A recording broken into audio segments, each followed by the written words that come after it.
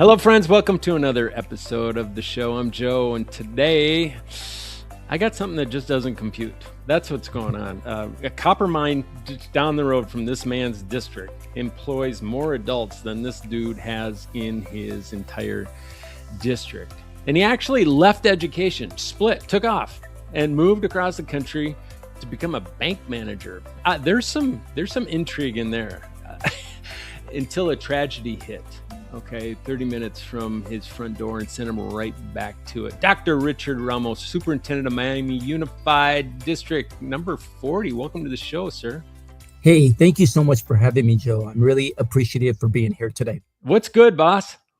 All is good. Today we have new teacher orientation. So we already start school on July 21st. July 21st, we start school. So new teachers are here getting an orientation. And so I stepped away from them so that way I could have this conversation with you that's all important today. Well, we better hustle because you need to be out there. And when I say Miami, we're not talking about Florida here, folks. We're talking about Miami in Arizona. And you're a Globe kid, right? I'm a Globe kid. Born right down the road, a Globe tiger. Yeah, just by to blood. let people know that the communities run into each other. So there's no separation. Only a railroad track separates the two communities. And so I know this area like the back of my hand. So I spent 27 years in Phoenix, Arizona as an educator, and then came back to my hometown to give back to the community where these kids, I walked and grew up in their same neighborhoods. That is just absolutely amazing. And here's the kind of the sector-wide story, right? Small single industry towns are losing their schools slowly and then all at once, right? Enrollment drains, proficiency stays low, and everybody quietly agrees that just that's just what happens in copper towns or mining towns Mhm. when everything cycles down, and we're seeing it across the country. What do you see small rural, I'm really having to practice that word, small rural school districts doing in response to that pressure that is quietly actually making it worse? Well, you're right about that because enrollment fluctuates based on the industry and how well the copper mines are doing it in the area. And so one of the things that we're doing is we're finding that we have to market ourselves. And so that's one of the things that is completely different. And we didn't used to have to do that in the past. Right. And so in order to market our district, one of the things that we're really heavy on is innovation and trying to figure out how can we do things differently where kids are totally engaged and that they can be productive members of their community. And so we're working really hard on studying that, doing the research and executing. So let's set the mission statement aside here and let's just talk real. You've got a summit coming to your district that is actually representing your entire county that is all about innovation. That for a small town, I would think that there might be even a revolt, understanding that there's something like this that is encroaching. Tell us a little bit about what's happening there and how it came to be. Yeah, absolutely. And so I just wanted to share with you, yes, there are people that are pushing back on this initiative because people don't understand Right. artificial intelligence and the way that it could support us at every level and save time. And so what occurred about 6 months ago is because we've been dabbling in artificial intelligence for the last 2 years. And so I really attribute that to having the experience in Phoenix and then coming home to this area and it being a very traditional system and figuring out ways that we could go ahead and expose our students to innovation.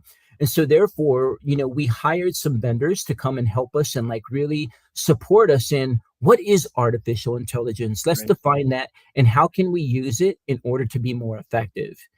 And because of that, about 6 months ago, the county superintendent came to me and said, "Hey, Dr. Ramos, can you go ahead and share your initiatives in artificial intelligence with the community and actually hold a summit for Gila County?" And so we went to work. I have an IT director that's in her first year, and she is also very innovative. And we recruited a couple of teachers that were doing it well in the classroom. And so we worked together as a team, and we developed this artificial intelligence summits that's starting on the 15th of July at 8:30 in the morning till 2:30 in the afternoon. We have keynote speakers coming from the Arizona Institute for Education and the Economy out of Northern Arizona University that's going to open things up for us and share why this is important and why this initiative belongs in education today, so that way we can expose our students. And then we have 3 sessions where there's going to be 5 different breakout Mm. workshops Yeah. where teachers can have options to go to the artificial intelligence workshop of their choice. And there are 3 sessions. We'll have lunch in between. And then there is a closing keynote speaker, and that's from Arizona State University. He will come to us about, like, the pipeline and the outreach to our communities in order to lead those students to Arizona State University and how AI is going to impact that experience. How encouraging. How encouraging. And I know your role as a superintendent is to create the conditions for all of your, I'm just going to say primarily people closest to the classroom, right? Can be successful so that your students can be successful, and Yeah. bringing these tools in. One of the things that I believe is absolutely broken in the system of education right now is the system. It's nearly impossible to be a successful teacher today with all of the demands. And Yeah. I mean, a classroom full of students and having to work the engagement side and the content Mm, side at the same time. What are you hoping to see, or what are some of the things that you're actually seeing from some of your prized teachers right now, mm. where AI is beginning to become just a regular tool in the classroom? Well, Joe, let me share this. You're hitting the nail right on the head because you said engagement. And that's one of the things that we're noticing after the pandemic is that students are less engaged in, like, learning. And so what we have to do is we have to get them excited about learning. Yeah. And so what Yeah. our teachers did in the fall was they developed the hypothesis. If we embed project-based learning in our lessons Hmm. and then tie a writing component to it, can we use artificial intelligence to increase their writing scores? So we started with using AI as a thought partner and figuring out, with the standards that we had, how can we develop a project around that, and then pull in writing where kids write about the experience. And then we can also use a rubric that AI has generated in order to increase their writing skills, because kids will know based on the rubric what their writing is supposed to look like. My guess, you're going to keep going here, but my guess back in the day, that would have been a 6 month, just a gymnastics routine, right? Pulling the people together to create the right rubrics, to create the, Yeah. when right now it's an exit ticket that you can take the data and Yep. begin to compile it into something that's worthy of a learning initiative for the kiddos. I'm so excited about what you're doing. So here's what happened. I think this is really important for the community to know, especially educators, is we did something in 4 months that would have taken like 3 or 4 years because Right. of the artificial That's the intelligence scale. helped Yes. us speed up the process, especially with, like, analyzing the data and grounded theory. So it really helped us. And what we saw was that when kids are engaged and because they want to do the projects and then they want to use artificial intelligence without, like, cheating, they know they do not want to cheat because their experience has to be about using this tool in order to enhance their learning. And so when we made it available to them and said, you're using this to enhance your writing and you can improve your vocabulary and the structure of your sentences with it, the kids used it that way with Mm. fidelity and actually grew. 90% of our kids grew um, 2 points or more on this 10 trait writing rubric in just 4 months. That's what it's all about when we can track growth. I know that your gaps are still the gaps, but if all we're doing is looking at the gaps, we're putting the wrong chemicals into the bloodstream of the people that are serving our kiddos. So the fact that you're celebrating those gains is Yeah. so commendable, I mean, sir. listen to that. 90% of our students grew. That Yeah. means that we could work with that 10% in small group and differentiate for them in order to help them get there. We can put the scaffolds in place in order to help students with their writing skills because now we have a small group that we can focus on in each classroom. But the other 90% are thriving because they're using those instruments, they're using them with fidelity, and they are not using them like many people think in order to plagiarize. And that's the narrative that Yeah. just has to be scraped away altogether. And I think leading in a community this small and this tight allows you to do that probably more swiftly than in other areas. So Well, there's really no floor between mhm. you and the people you serve. And what has that visibility forced you to understand about maybe even your own blind spots, boss? Yeah, I think what it's helped me to understand is I serve a very diverse group of students. And so that's helped me to understand that every student can succeed. And that means, all means all. And so it helps me have the conversation with teachers when they feel like there's a student that can't. And so I'm like, no, that's not possible. Like there's incremental growth and we need to help them get there. And so all means all. Like this is making access available for every child so that way every child can grow. And so it's just a matter of changing mindsets and perspectives around that concept. So good. So good. You gotta let's walk back. We're gonna walk back a little bit because you had a significant life event that forged you to become who you are today. Go back to the version of you that walked away from education, right? Yeah. You didn't take a leave of absence. You just like full split, full exit. What did you learn about yourself in that window that you couldn't have learned in some doctoral program?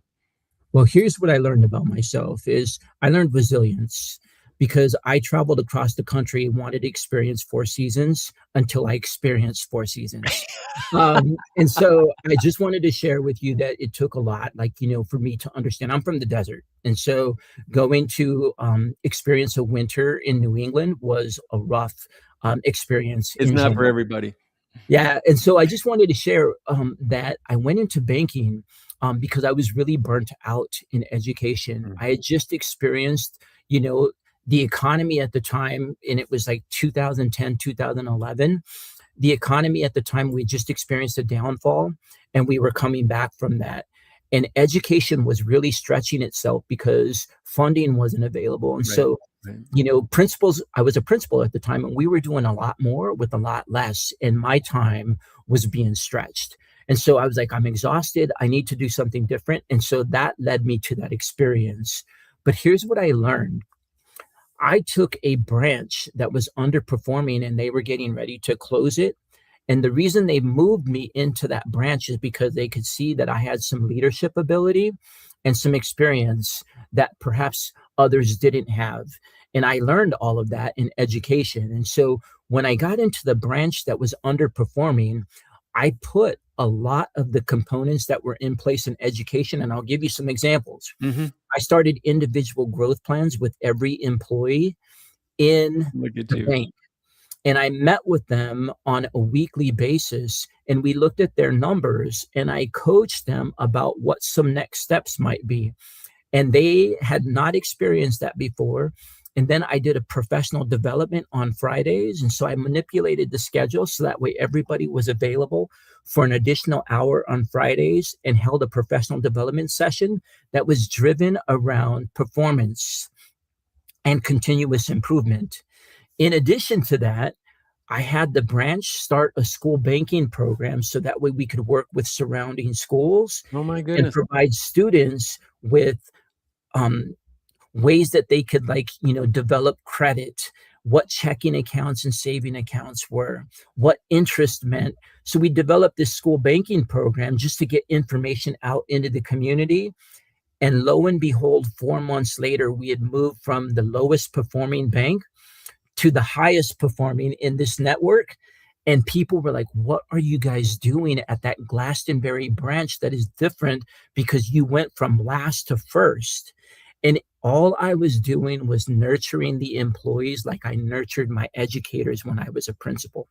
You know, just from the business mindset that I have says, look what you basically did a good to great, right, model proven practices for elevating a bank industry where if you became that guy, you'd probably own a helicopter and your name would be on a NASCAR someplace. But you do that in education and you can maybe upgrade from a Toyota Corolla to a Camry, right? Why did you come back to education? So I came back to education because one of the things that I realized was that Hey, friends, quick question before we get back to it. I know that you have talented people on your leadership team, but is your team actually performing to its full potential? Most aren't, and most don't know why.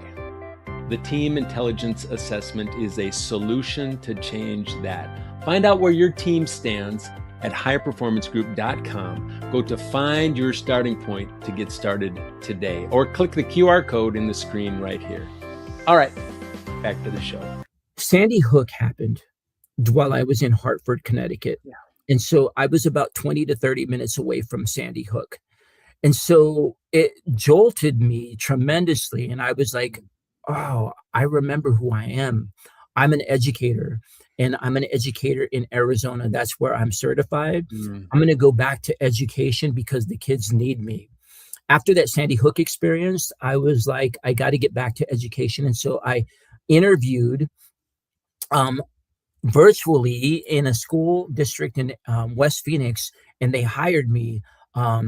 So that way I knew, okay, I've got to go ahead and make some space in order for me to transition back, because I knew that education was the calling, and that's where I was supposed to be. I'm so glad that you used that word because that's the storyline behind the word. So many times we use it pretty squishy, but no, it's calling is life adaptation, right? Yeah. It is altogether change, and wow, how compelling. Couple more things. Tell me a little bit about the cafe. What's going on with this school business cafe thing that you got?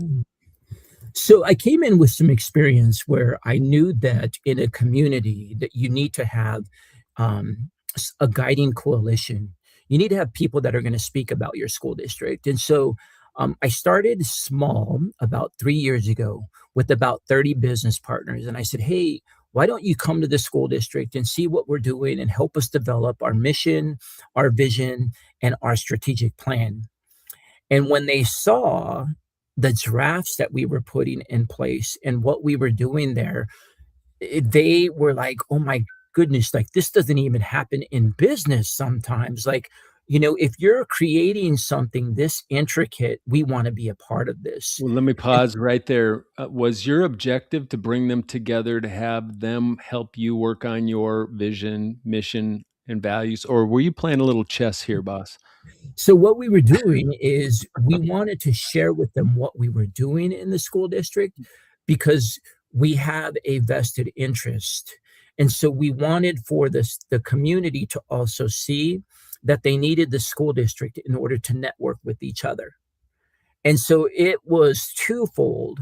And then once we got a little bit more mature, I started to stand back, and our student leaders started becoming the facilitators and the conversation starters at the table. Wow. And so what we had was we had 30 business partners in the very beginning, the very first one, September of 2023, to today. We're in 2026 and we're getting ready to have our 10th one in September, to 130 at our last business partner cafe. Where do So you meet? we grew by Wow. 100, and Where people where now do you are, convene that many people? yeah, so we outgrew the library, which only served about 50 people. But at our third meeting, we were like, oh my goodness, we have 70 to 80 people here. I'm going to have to move around There because we go. Yeah. but I wanted to share that we grew from 30 all the way to 130. So we had to move, of course, from the library to the cafeteria. And so now our meetings are in the cafeteria and we're almost meeting capacity there. And so, hey, the gymnasium is going to be next.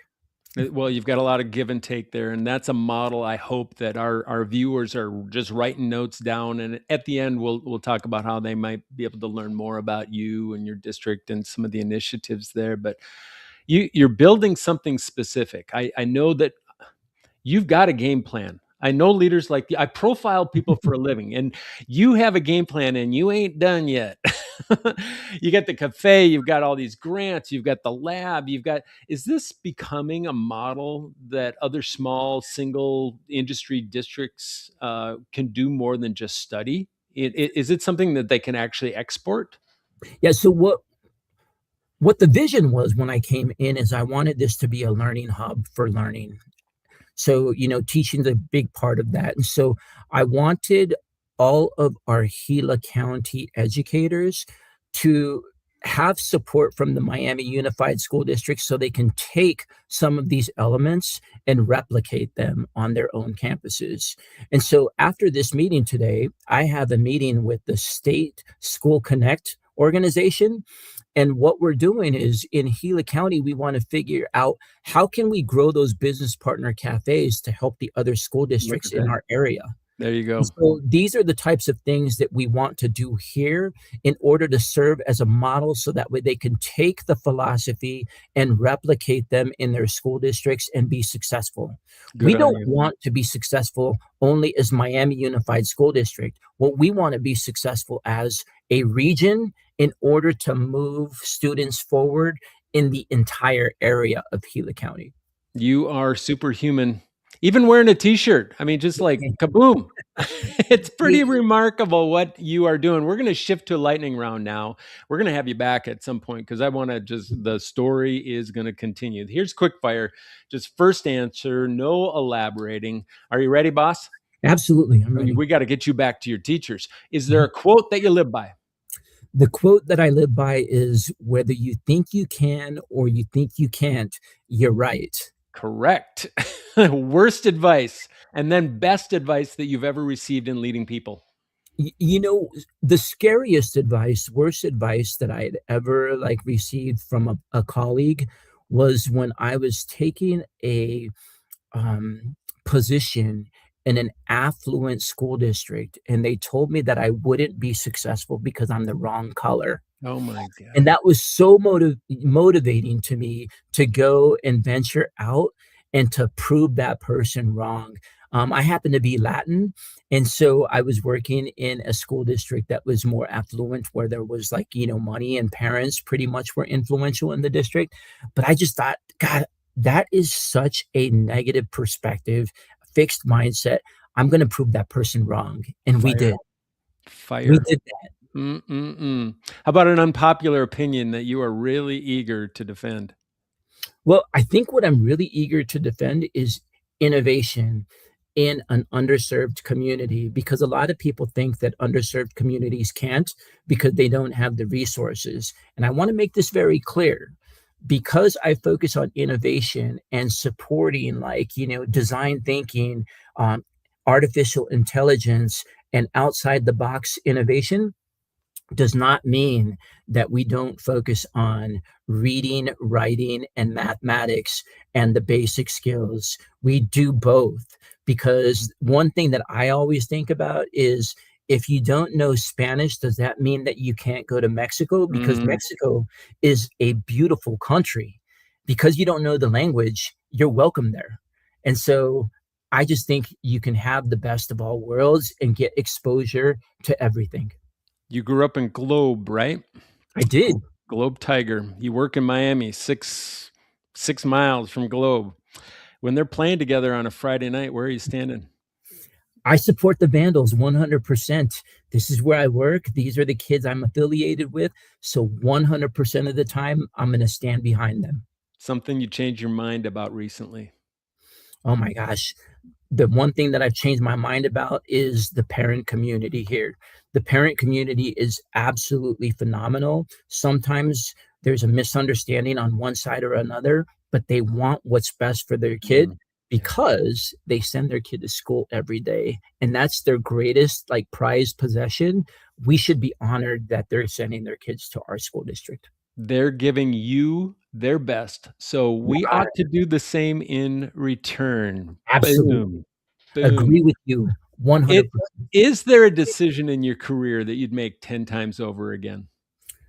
You know, the decision in my career that I would make 10 times over again is hire good people.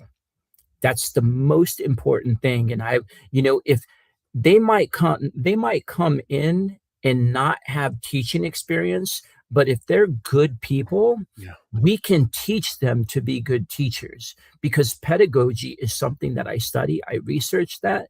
And with professional training, which is embedded into our system, we can teach them to be good teachers.